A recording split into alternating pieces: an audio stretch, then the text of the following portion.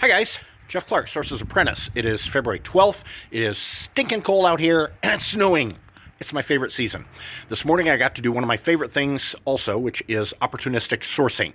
You guys have probably heard me use that phrase before. What it means is if I've got some time to spare, I like to use it to source. So this morning I took my 15-year-old to homeschool co-op and I did not have any classes to teach, so I had a couple hours to kill. So I went to my favorite store, Meijer, found some really good deals, and I've got some good lessons to teach you guys. Ready? All right. So one thing that people ask me is, Jeff, when you go to a store, do you scan everything in the store? Well, no, I do not. I've been doing this long enough that I kind of get an idea of what things I want to scan, what things I don't. The great thing is you don't have to be a super seasoned veteran to start to recognize certain things to scan. Starting with clearance items, okay? I love looking at clearance items, and I specifically target clearance items that are 50% off or better. Those are things that I scan. Another thing that I look for is brand names, okay? Thermos, that's a really good brand name, and I've sold lots of Thermos products in the past. They sell pretty well, and they sell for good money. Contigo is another really good brand name. So those are things that catch my eye. This here, you saw I paid, what, $3.75. They sell for $15.99. Rank is $250,000 in kitchen. Check these out. Also 75% off, paid $4. Also sell for $15.99. Rank is $261. In kitchen, those will last about 30 seconds in the warehouse before they sell. These Contigo bottles are also 75% off, paid $5.75. They sell for $22.99 on Amazon. Rank is $298 in kitchen. They're going to sell right behind these things, all right? That's some fast money, guys. Another good brand name is Meijer's Soap. I've sold these pretty well in the past. They go pretty quickly. 50% off, paid $4. They'll sell for right around $14-15, I believe. Okay, so in addition to brand names that you recognize, you can also look for unusual brand names, okay? So in the health and beauty department, there's brand names that everybody recognizes like Schick or Revlon or Oil of Olay or things like that. But what about a brand name called Rebels Refinery? What a great name, right?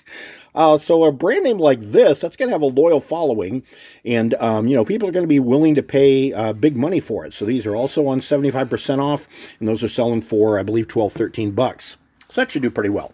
Elf is another good brand name in beauty. Wall is a good brand name in hair care. Olivina is a brand name I've never heard of. That'll have another good loyal following there. Okay, so in addition to brand names, another thing you can look for is just plain unusual items, all right? These were all on clearance in the grocery section. And, you see wine pullers all the time, like corkscrews, or you see wine stoppers. These are wine filters. Okay, there's 3 different styles here. I don't know the difference between them, but apparently this is something you put in your wine and it neutralizes the effect of the alcohol, so you can enjoy the taste of the wine without getting drunk. Kind of a cool product.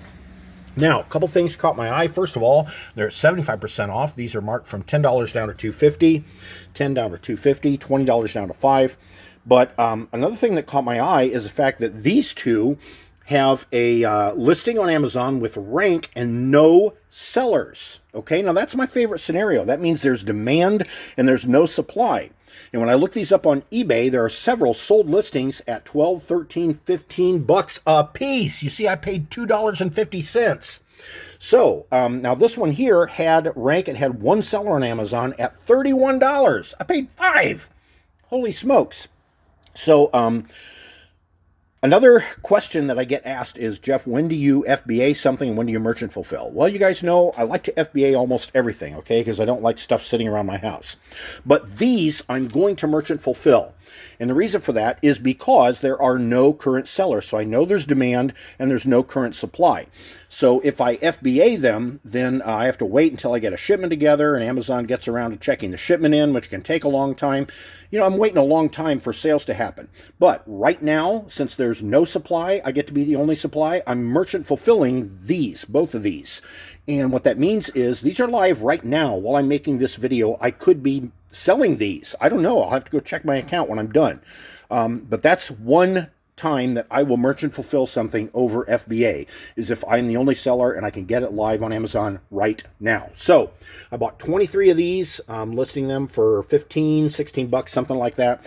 10 of these also selling for 15, 16 bucks. Holy cow, that is a great payoff. So my total bill today was $220, and my estimated net profit after cost of goods and all FBA fees, a little north of $500 net.